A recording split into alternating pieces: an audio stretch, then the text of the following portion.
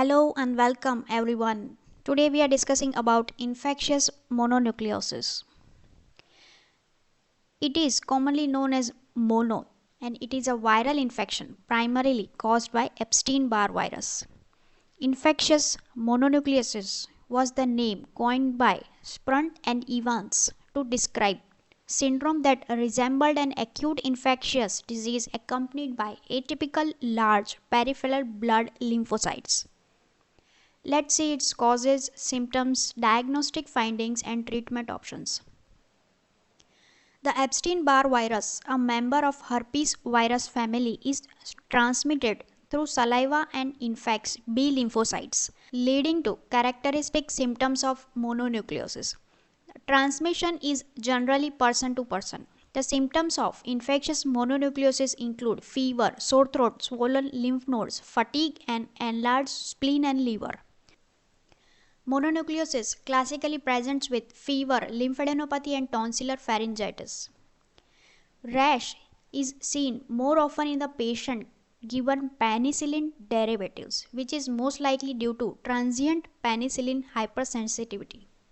Subclinical hepatitis documented by elevated level of alanine aminotransferase is seen. Although most symptoms associated with infectious mononucleosis resolve in a matter of months, there can be severe and lasting disease that develops following primary EBV infection. One of these complications may manifest in form of chronic active EBV. They show markedly elevated levels of EBV DNA in the blood. The most successful treatment for CA EBV has been hematopoietic stem cell transplant. EBV may also cause hemophagocytic disease, which is alternatively referred to in the literature as EBV associated hemophagocytic syndrome or EBV associated hemophagocytic lymphohistiocytosis. The disease is characterized by fever, splenomegaly, and cytopenias, though the key laboratory signs are high level of ferritin and soluble CD25.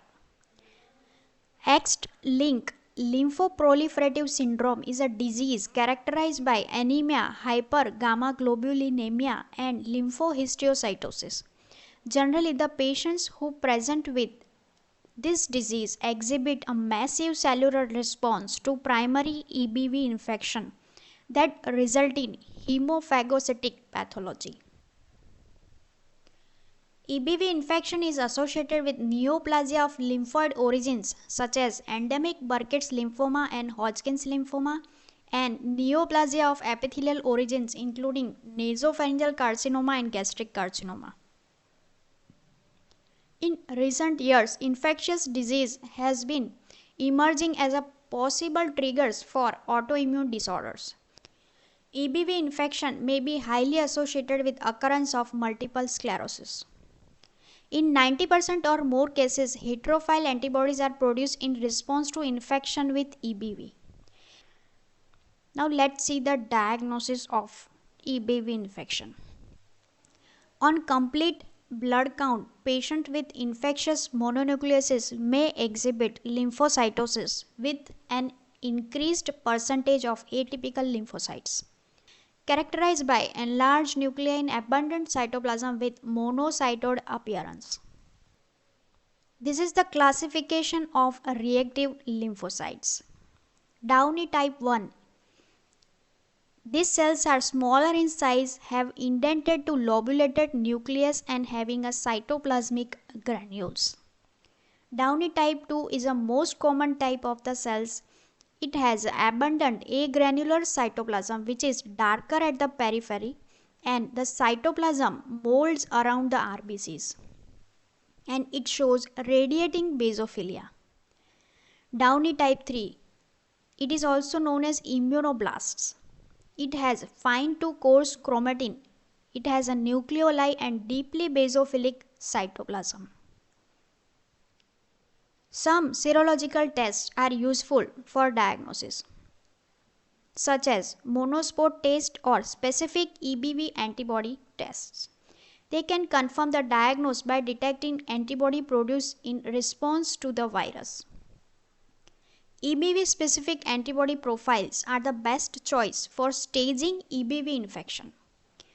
The kinetics of EBV viral loads and EBV-specific antibody responses during primary EBV infection are illustrated in the picture.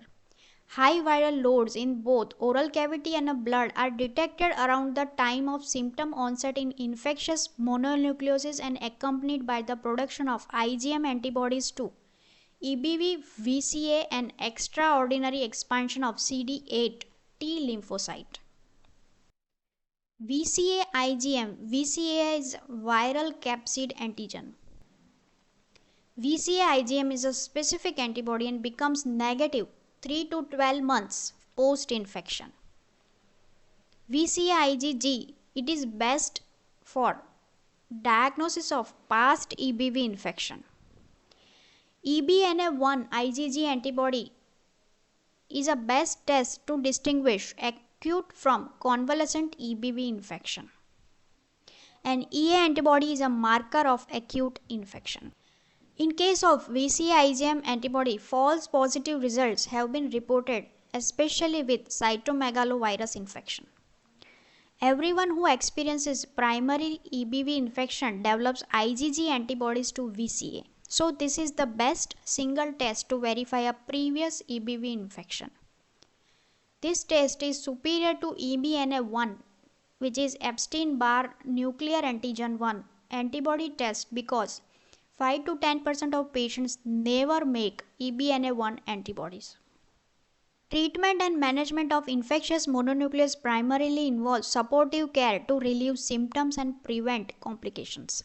There is currently no accepted specific treatment for infectious mononucleosis. This is the reference for this video. Hope you like it. Thank you. Bye. See you in the next video.